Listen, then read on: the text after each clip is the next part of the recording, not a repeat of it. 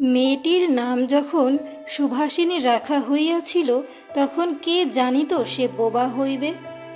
তাহার দুটি বড় বোনকে সুকেশিনী ও সুহাসিনী নাম দেওয়া হইয়াছিল। তাই মিলের অনুরোধে তাহার বাপ ছোট মেয়েটির নাম সুভাষিনী রাখে। এখন সকলে তাহাকে সংক্ষেপে শুভা বলে। দস্তরমত অনুসন্ধান ও অর্থ ব্যয়ে বড় দুটি মেয়ের বিবাহ হইয়া গেছে। এখন ছোটটি পিতামাতার নীরব হৃদয়ভারের মতো বিরাজ করিতেছে। যে কথা কয় না, সে যে অনুভব করে, ইহা সকলের মনে হয় না। এই জন্য তাহার সাক্ষাতেই সকলে তাহার ভবিষ্যৎ সম্বন্ধে দুশ্চিন্তা প্রকাশ করিত। সে যে বিধাতার অভিশাপ স্বরূপে তাহার পিতৃগৃহে আসিয়া জন্মগ্রহণ করিয়াছে, এ কথা সে শিশুকাল হইতে বুঝিয়া লইয়াছিল। তাহার ফল এই হইয়াছিল, সাধারণের দৃষ্টিপথ হইতে সে আপনাকে গোপন করিয়া রাখিতে সর্বদাই চেষ্টা করিত। মনে করিত, আমাকে সবাই ভুলিলে বাঁচি। কিন্তু বেদনা কি কেহ কখনো ভোলে? পিতামাতার মনে সে সর্বদাই জাগরূক ছিল। বিশেষত তাহার মা তাহাকে নিজের একটা ত্রুটি স্বরূপ দেখিতেন। কেননা মাতা পুত্র অপেক্ষা কন্যাকে নিজের অংশরূপে দেখেন। কন্যার কোনো অসম্পূর্ণতা দেখিলে সেটা যেন বিশেষরূপে নিজের লজ্জার কারণ বলিয়া মনে করেন। বরঞ্চ কন্যার পিতা বাণীকণ্ঠ সুভাকে তাহার অন্য মেয়েদের অপেক্ষা যেন একটু বেশি ভালোবাসিতেন। কিন্তু মাতা তাহাকে নিজের গর্ভের কলঙ্ক জ্ঞান করিয়া তাহার প্রতি বড় বিরক্ত ছিলেন। শুভার কথা ছিল না, কিন্তু তাহার সুদীর্ঘ পল্লব বিশিষ্ট বড় বড় দুটি কালো চোখ ছিল এবং তাহার ওষ্ঠাধর ভাবের আভাস মাত্রে কচি কিশলয়ের মতো কাঁপিয়া উঠিত। কথায় আমরা যে ভাব প্রকাশ করি, সেটা আমাদিগকে অনেকটা নিজের চেষ্টায় গড়িয়া লইতে হয়, কতকটা তর্জমা করার মতো। সকল সময়ে ঠিক হয় না, ক্ষমতার অভাবে অনেক সময়ে ভুলও হয়। কিন্তু কালো চোখকে কিছু তর্জমা করিতে হয় না, মন আপনি তাহার উপরে ছায়া ফেলে। ভাব আপনি তাহার উপরে কখনো প্রসারিত, কখনো মুদিত হয়, কখনো উজ্জ্বলভাবে জ্বলিয়া ওঠে, কখনো ম্লানভাবে নিবিয়া আসে, কখনো অস্তমান চন্দ্রের মতো অনিমেষভাবে চাহিয়া থাকে, কখনো দ্রুত চঞ্চল বিদ্যুতের মতো দিক বিদিকে ঠিকরিয়া ওঠে। মুখের ভাব বই আজন্মকাল যাহার অন্য ভাষা নাই, তাহার চোখের ভাষা অসীম উদার এবং অতস্পর্শ গভীর, অনেকটা স্বচ্ছ আকাশের মতো, উদয়াস্ত এবং ছায়ালোকের নিস্তব্ধ রঙ্গভূমি। এই বাক্যহীন মনুষ্যের মধ্যে বৃহৎ প্রকৃতির মতো একটা বিজন মহত্ব আছে। এই জন্য সাধারণ বালক বালিকারা তাহাকে এক প্রকার ভয় করিত, তাহার সহিত খেলা করিত না। সে নির্জন দ্বিপ্রহরের মতো শব্দহীন এবং সঙ্গীহীন। প্রকৃতি যেন তাহার ভাষার অভাব পূরণ করিয়া দেয়, যেন তাহার হইয়া কথা কয়। নদীর কলধ্বনি, লোকের কোলাহল, মাঝির গান, পাখির ডাক, তরুর মরমর সমস্ত মিশিয়ে চারিদিকের চলাফেরা আন্দোলন কম্পনের সহিত এক হইয়া সমুদ্রের তরঙ্গ রাশির ন্যায় বালিকার চির নিস্তব্ধ হৃদয় উপকূলের নিকটে আসিয়া ভাঙিয়া ভাঙিয়া পড়ে। প্রকৃতির এই বিবিধ শব্দ এবং বিচিত্র গতি, ইহাও বোবার ভাষা। বড় বড় চক্ষু পল্লব বিশিষ্ট শুভার যে ভাষা, তাহারই একটা বিশ্বব্যাপী বিস্তার। ঝিল্লির অবপূর্ণ তৃণভূমি হইতে শব্দাতীত নক্ষত্রলোক পর্যন্ত কেবল ইঙ্গিত, ভঙ্গি, সঙ্গীত, ক্রন্দন এবং দীর্ঘ নিঃশ্বাস। এবং মধ্যাহ্নে যখন মাঝিরা জেলেরা খাইতে যাইত, গৃহস্থেরা ঘুমাইত, পাখিরা ডাকিত না, খেয়া নৌকা বন্ধ থাকিত, স্বজন জগৎ সমস্ত কাজকর্মের মাঝখানে সহসা থামিয়া গিয়া ভয়ানক বিজন মূর্তি ধারণ করিত, তখন রুদ্র মহাকাশের তলে কেবল একটি বোবা প্রকৃতি এবং একটি বোবা মেয়ে মুখামুখি চুপ করিয়া বসিয়া থাকিত, একজন সুবিস্তীর্ণ রৌদ্রে, আরেকজন ক্ষুদ্র তরুচ্ছায়ায়। শুভার যে গুটি কতক অন্তরঙ্গ বন্ধুর দল ছিল না, তাহা নহে। গোয়ালের দুটি গাভী, তাহাদের নাম সর্বশী ও পাঙ্গুলি। সে নাম বালিকার মুখে তাহারা কখনো শুনে নাই, কিন্তু তাহার পদশব্দ তাহারা চিনিত। তাহার কথাহীন একটা করুণ সুর ছিল, তাহার মর্ম তাহারা ভাষার অপেক্ষা সহজে বুঝিত। শুভা কখন তাহাদের আদর করিতেছে, কখন ভর্ৎসনা করিতেছে, কখন মিনতি করিতেছে, তাহা তাহারা মানুষের অপেক্ষা ভালো বুঝিতে পারিত। শুভা গোয়ালে ঢুকিয়া দুই বাহুর দ্বারা সর্বশীর গ্রীবাবেষ্টন করিয়া তাহার কানের কাছে আপনার গণ্ডদেশ ঘর্ষণ করিত এবং পাঙ্গুলি স্নিগ্ধ দৃষ্টিতে তাহার প্রতি নিরীক্ষণ করিয়া তাহার গা চাটিত। বালিকা দিনের মধ্যে নিয়মিত 3 বার করিয়া গোয়াল ঘরে যাইত। তাহা ছাড়া অনিয়মিত আগমনও ছিল। গৃহে যেদিন কোনো কঠিন কথা শুনিত, সেদিন সে অসময়ে তাহার এই মুখ বন্ধু দুটির কাছে আসিত।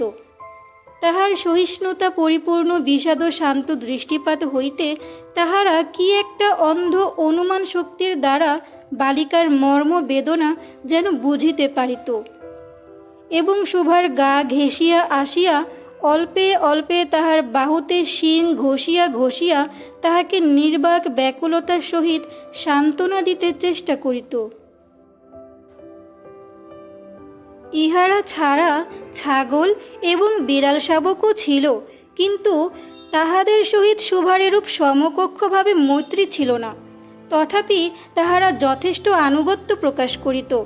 বিড়াল শিশুটি দিনে এবং রাত্রে যখন তখন শুভার গরম কোলটি নিঃসংকোচে অধিকার করিয়া সুখনিদ্রার আয়োজন করিত এবং শুভা তাহার গ্রীবা ও পৃষ্ঠে কোমল অঙ্গুলি বুলাইয়া দিলে যে তাহার নিদ্রাকর্ষণের বিশেষ সহায়তা হয়, ইঙ্গিতে এরূপ অভিপ্রায়ও প্রকাশ করিত।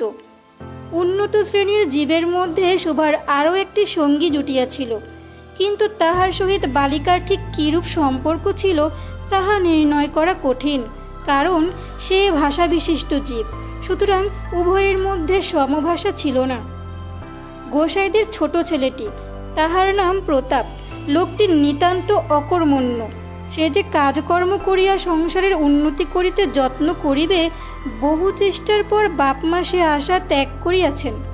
অকর্মণ্য লোকের একটা সুবিধা এই যে আত্মীয় লোকেরা তাহাদের ওপর বিরক্ত হয় বটে, কিন্তু প্রায় তাহারা নিঃসম্পর্ক লোকদের প্রিয় পাত্র হয়, কারণ কোনো কার্যে আবদ্ধ না থাকাতে তাহারা সরকারি সম্পত্তি হইয়া দাঁড়ায়।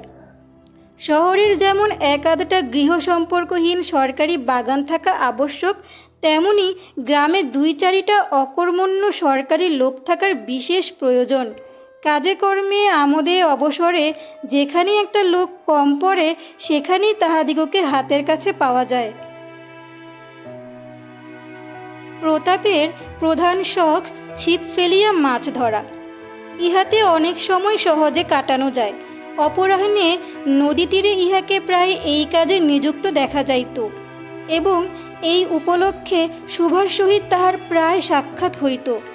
যে কোনো কাজে নিযুক্ত থাক, একটা সঙ্গী পাইলে প্রতাপ থাকে ভালো। মাছ ধরার সময় বাক্যহীন সঙ্গী সর্বাপেক্ষা শ্রেষ্ঠ। এই জন্য প্রতাপ শুভার মর্যাদা বুঝিত। এই জন্য সকলেই শুভাকে শুভা বলিত। প্রতাপ আরেকটু অতিরিক্ত আদর সংযোগ করিয়া শুভাকে সু বলিয়া ডাকিত। শুভা তেঁতুলতলায় বসিয়া থাকিত এবং প্রতাপ অনতি দূরে ছিপ ফেলিয়া জলের দিকে চাহিয়া থাকিত। প্রতাপের জন্য একটি করিয়া পান বরাদ্দ ছিল। শুভা তাহা নিজে সাজিয়া আনিত এবং বোধ করি অনেকক্ষণ বসিয়া বসিয়া চাহিয়া ইচ্ছা করিত প্রতাপের কোনো একটা বিশেষ সাহায্য করিতে, একটা কোনো কাজে লাগিতে, কোনো মতে জানাইয়া দিতে যে এই পৃথিবীতে সেও একজন কম প্রয়োজনীয় লোক নহে, কিন্তু কিছুই করিবার ছিল না। তখন সে মনে মনে বিধাতার কাছে অলৌকিক ক্ষমতা প্রার্থনা করিত। মন্ত্র বলে সহসা এমন একটা আশ্চর্য কাণ্ড ঘটাইতে ইচ্ছা করিত, যাহা দেখিয়া প্রতাপ আশ্চর্য হইয়া যাইত, বলিত, তাই তো, আমাদের শুভীর যে এত ক্ষমতা, তাহা তো জানিতাম না। মনে করো শুভা যদি জলকুমারী হইত, আস্তে আস্তে জল হইতে উঠিয়া একটা সাপের মাথার মণি ঘাটে রাখিয়া যাইত। প্রতাপ তাহার তুচ্ছ মাছ ধরা রাখিয়া সেই মানিক লইয়া জলে ডুব মারিত এবং পাতালে গিয়া দেখিত রূপার অট্টালিকায় সোনার পালঙ্কে কে বসিয়া। আমাদের বাণীকণ্ঠের ঘরের সেই বোবা মেয়ে সু, আমাদের সু সেই মণিদীপ্ত গভীর নিস্তব্ধ পাতালপুরীর একমাত্র রাজকন্যা। তাহা কি হইতে পারিত না? তাহা কি এতই অসম্ভব? আসলে কিছুই অসম্ভব নয়, কিন্তু তবুও সুপ্রজাশূন্য পাতালের রাজবংশে না জন্মিয়া বাণীকণ্ঠের ঘরে আসিয়া জন্মিয়াছে এবং গোসাইদের ছেলে প্রতাপকে কিছুতেই আশ্চর্য করিতে পারিতেছে না। শোভার বয়স ক্রমেই বাড়িয়া উঠিতেছে, ক্রমে সে যেন আপনাকে আপনি অনুভব করিতে পারিতেছে, যেন কোনো একটা পূর্ণিমা তিথিতে কোনো একটা সমুদ্র হইতে একটা জোয়ারের স্রোত আসিয়া তাহার অন্তরাত্মাকে এক নূতন অনির্বচনীয় চেতনা শক্তিতে পরিপূর্ণ করিয়া তুলিতেছে। সে আপনাকে আপনি দেখিতেছে, ভাবিতেছে, প্রশ্ন করিতেছে এবং বুঝিতে পারিতেছে না। গভীর পূর্ণিমা রাত্রে সে এক একদিন ধীরে শয়নগৃহের দ্বার খুলিয়া ভয়ে ভয়ে মুখ বাড়াইয়া বাহিরের দিকে চাহিয়া দেখে পূর্ণিমা প্রকৃতিও শুভার মতো একাকিনী, সুপ্ত জগতের উপর জাগিয়া বসিয়া যৌবনের রহস্যে পুলকে বিষাদে অসীম নির্জনতার একেবারে শেষ সীমা পর্যন্ত। এমনকি তাহা অতিক্রম করিয়াও থমথম করিতেছে, একটি কথা কহিতে পারিতেছে না। এই নিস্তব্ধ ব্যাকুল প্রকৃতির প্রান্তে একটি নিস্তব্ধ ব্যাকুল বালিকা দাঁড়াইয়া। এদিকে কন্যা ভারগ্রস্ত পিতামাতা চিন্তিত হইয়া উঠিয়াছেন, লোকেও নিন্দা আরম্ভ করিয়াছে, এমনকি একঘরে করিবে এমন জনরবও শোনা যায়। বাণীকণ্ঠের সচ্ছল অবস্থা, দুই বেলাই মাছ ভাত খায়, এজন্য তাহার শত্রু ছিল। স্ত্রী পুরুষে বিস্তর পরামর্শ হইল। কিছুদিনের মতো বাণী বিদেশে গেল, অবশেষে ফিরিয়া আসিয়া কহিল, চলো কলিকাতায় চলো। বিদেশ যাত্রার উদ্যোগ হইতে লাগিল। কুয়াশা ঢাকা প্রভাতের মতো শোভার সমস্ত হৃদয় অশ্রু বাষ্পে একেবারে ভরিয়া গেল।